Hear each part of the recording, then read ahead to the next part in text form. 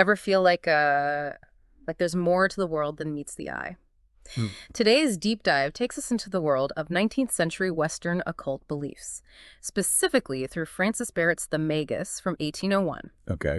Now, before you picture, crystal balls and Ouija boards, keep in mind, a cult back then was less about spooky seances and more about a system of thought, Right. one that tried to explain the universe's hidden workings and how you might, with the right knowledge, influence them. It's easy to dismiss this as, outdated superstition, but when you delve into a book like the Magus, it becomes clear these weren't just random rituals. They were grounded in a belief system that saw the universe as profoundly interconnected, where seemingly unrelated things held hidden sympathies and antipathies that could be harnessed. Yeah, it's like an early attempt to decode the universe's operating system, even if some of the code looks a bit funky to us now. And Barrett covers it all. Natural magic, alchemy, Kabbalah. It's a wild ride. He starts with natural magic, which, to put it simply, is the idea that by understanding nature's secrets, you can, well, nudge things in your favor. It's about more than just wishing for something, though. Barrett believed in a deep interconnectedness within nature. He writes about these sympathies and antipathies, almost like a hidden network of relationships between everything. Like how he talks about rhubarb being used to treat certain ailments because its properties were considered the opposite of the illness. Exactly. It might seem far-fetched now, but it reflects a worldview where everything is linked, and understanding those links gives you a certain power. And speaking of unexpected connections, Barrett goes on and on about toads. Apparently, in the system of thought, they're not just garden dwellers. They've got a particular distaste for humans. He even describes a process by Van Helmont for creating a plague amulet using a terrified toad. The idea was that the toad's fear, its negative energy, would become imbued in the amulet. You've got to admit, even if the specifics sound a bit out there, the underlying idea that strong emotions can leave an imprint on things, that's kind of fascinating, isn't it? It is. It speaks to a belief in a world where thoughts and emotions aren't just internal. They have a power that can extend outward, influencing the physical world. This idea that our inner world can influence the outer world pops up again and again in the book and makes you wonder if maybe, just maybe, there's something to this idea of intention and belief having a power we don't fully grasp. But let's move from toads to something a bit more sparkly. Barrett also dives deep into alchemy, and while he does touch on the whole turning lead into gold thing, He's clear that for true alchemists, the transformation was about more than just material wealth. It was about achieving a higher state of being, a spiritual transformation mirrored in the physical. right, it's inner alchemy we're talking about, but he shares some pretty wild stories about alchemists who were said to have incredible abilities, like this one about an alchemist named Butler, who apparently had a stone with healing powers. It's a fascinating account. Barrett describes how Butler used this stone to heal a monk suffering from a severe skin infection by simply having him drink almond milk that had touched the stone. He also mentions a laundress who'd been plagued by migraines for years, cured by a single drop of olive oil treated with the stone. Okay, now that's just impressive. Even if you're skeptical, you can't deny those stories are pretty captivating. What I find most interesting is the emphasis on Butler's belief and spiritual preparation being as vital as the stone itself. It suggests that the substance was just a tool, a conduit for the alchemist's focused intention and belief. It's almost like the alchemist acted as a sort of lightning rod, channeling something greater through their will and belief. All right, buckle up, because now we're getting into the really mind-bending stuff. Barrett's take on the magical power of numbers. And I'm not talking about your lucky lottery numbers here. This is next-level numerology. Right, it wasn't just about assigning meaning to numbers. It was about understanding their inherent qualities, their cosmic significance. The number 3, for example, representing perfection, reflecting the Trinity, the 3 parts of time, and so on. And get this, he talks about how the number 7 represents both divine power, thinks 7 days of creation, and has connections to, well, the less divine side of things, like the 7 deadly sins. It highlights how numbers were seen not just as abstract concepts, but as fundamental forces woven into the fabric of creation, influencing everything from music and the cosmos to our very souls. So basically, math class just got a whole lot more interesting, right? It does make you wonder if those ancient mathematicians were onto something more than just equations, doesn't it?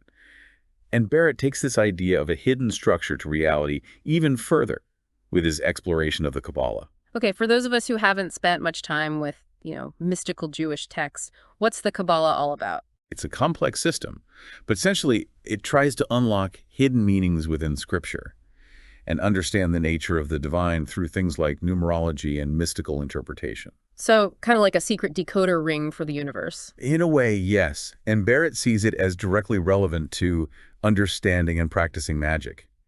He believed that by tapping into the Kabbalah's intricate system of correspondences, you could influence the fabric of reality itself. He actually gives instructions for using Kabbalistic principles to create magical seals and talismans, right? Exactly. He talks about using divine names and rituals and even employing Kabbalistic knowledge for divination, trying to get a glimpse of the future by understanding these hidden connections. It's like he's saying that magic isn't about hocus pocus. It's about having the right knowledge, the right keys to unlock the universe's secrets. It's all starting to feel very The Matrix in here. Huh. Well, there are definitely parallels. But joking aside, what I find fascinating is how important belief is in all of this. Barrett constantly stresses that simply following the instructions isn't enough. The magician, the practitioner, needs to genuinely believe in the power of what they're doing. So it's not just about the mechanics of the ritual, it's about the intention, the willpower, the conviction behind it. Precisely. It speaks to a fundamental principle we see in many occult traditions, that the inner state of the practitioner is just as vital as the external actions. It's like that idea we talked about earlier, how strong emotions can leave an imprint. It's not enough to just think it. You have to truly feel it, believe it, for it to have an effect. That's a great way to put it. And this idea of the magician as a conduit, channeling these unseen forces through their will and belief, it really makes you think about the potential of human consciousness, doesn't it? It really does. It's easy to write this off as, ancient superstition. But there's something undeniably compelling about the idea that our minds, our intentions, could have a power beyond what we typically acknowledge. Now, we've talked a lot about the power of belief and intention, but Barrett also gets pretty specific about the tools and techniques used in this system of magic, especially when he delves into the creation of talismans. Right, and this is where the Magus gets really interesting. He lays out these detailed instructions for crafting talismans. These objects infused with specific powers. We're talking choosing materials based on planetary alignments, inscribing them with symbols at precise astrological times, even using specific incantations and perfumes to activate them. It's like he's giving us a glimpse into the workshop of a 19th century magician. Forget Etsy, this is some next-level crafting. And the precision, the attention to detail, it highlights how important ritual was to these practices. It wasn't about randomly throwing things together. There was a meticulous methodology, a belief that following these steps to the letter was crucial for accessing the desired outcome. It almost sounds like a form of early science, experimenting with variables to see what produces the desired effect, even if the variables they were working with were a little more esoteric. But speaking of effects, Barrett doesn't shy away from describing some of the specific powers these talismans were believed to possess, right? Exactly. And some of them are pretty straightforward, like the silver ring engraved with a woman for good fortune, or the iron seal of a winged man for protection. But then there are others that are definitely more on the unsettling side. Yeah, like that lead seal of a man. Well, a man missing certain anatomical features, which was said to be able to inflict illness. It's a reminder that while we might be tempted to romanticize these practices, the system of belief wasn't always about benevolent magic. There was a dark side, a recognition of the potential for harm, at least in theory. It's like any tool, I guess. It can be used for good or ill, depending on the intention of the user. It makes you wonder, though, about the talismans that were intended for good, the ones for protection or healing, or attracting good fortune. How much of their supposed power came from the object itself, and how much was about the belief of the person using it? That's a question that Barrett grapples with throughout the book. He emphasizes that a talisman, no matter how meticulously crafted, is just a physical object. Its true power, he argues, is activated by the faith and intention of the user. So, it's not enough to just have it. It has to be, more about you, your belief, your focus. It's like the talisman acts as a focal point, a physical representation of their will, Yeah. allowing them to tap into those unseen energies. So you're saying it's not enough to just possess the object. It's about what you bring to it, your belief, your focus, your desire to see it work. Exactly. And that makes me think about how we still use symbols and rituals today, even if we don't necessarily think of them in magical terms. Think about lucky charms, religious ceremonies, Yeah. even just knocking on wood for good luck. Yeah. It's almost like there's a part of us, even now, that seeks out those tangible connections to something beyond ourselves, something that can give us a sense of hope or control, Yeah. or connection to something bigger. Absolutely. These beliefs, these practices, they speak to something very human, this deep-seated need to find meaning and order in a world that can often feel chaotic and unpredictable. It's like the Magus offers us this fascinating glimpse into a different way of seeing the world, one where the lines between the mind and matter, between belief and reality, are a lot more fluid than we might think. And while we might not be out here collecting toads for plague amulets, there's something to be learned from the way these 19th century occultists sought to understand the hidden workings of the universe. Yeah. Their curiosity, their desire to find those connections. It reminds us to stay open to the mysteries that still surround us. So, what can we take away from our deep dive into the Magus?